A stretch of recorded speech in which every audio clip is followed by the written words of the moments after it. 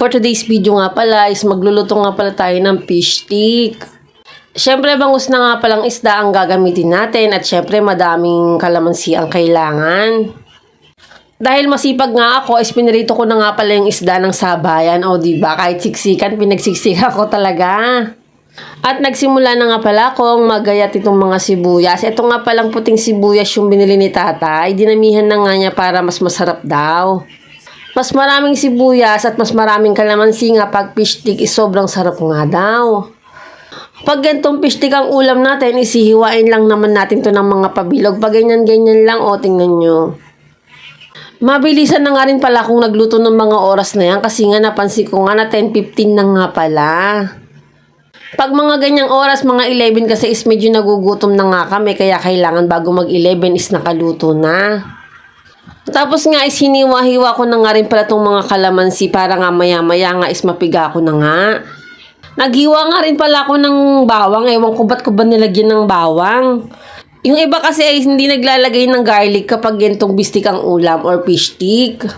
Dahil nga pala sa sobrang init nga pala is walang nga rin palang pasok ang Ate Yumi. Kaya eto, for the luto na lang talaga ang mamiroan nyo. Kaya wala akong masyadong isipin.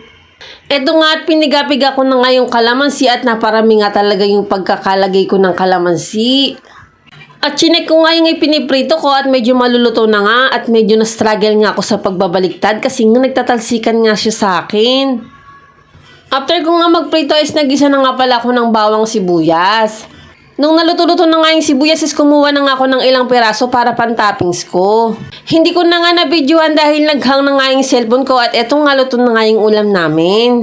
Naglagay nga lang pala ako dyan ng toyo, paminta at konting magic sarap. At syempre yung pinisa ko nga palang kalamansi. After ko nga palang magluto is naalala ko pala na hanguin na nga pala yung isinalang ko sa washing machine. Naglalaba nga pala kasi ako ng mga bedsheet, punda at saka mga kumot. At syempre ngayon na nga lang pala ulit ako nakapag-video nitong paglalaba ko kasi nga hindi ko na rin ito nagagawa. Medyo busy nga ang mamiroan nyo.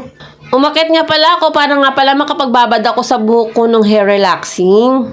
Tapos nga is inopen ko na nga rin pala itong parcel na na-order ko sa Lazada.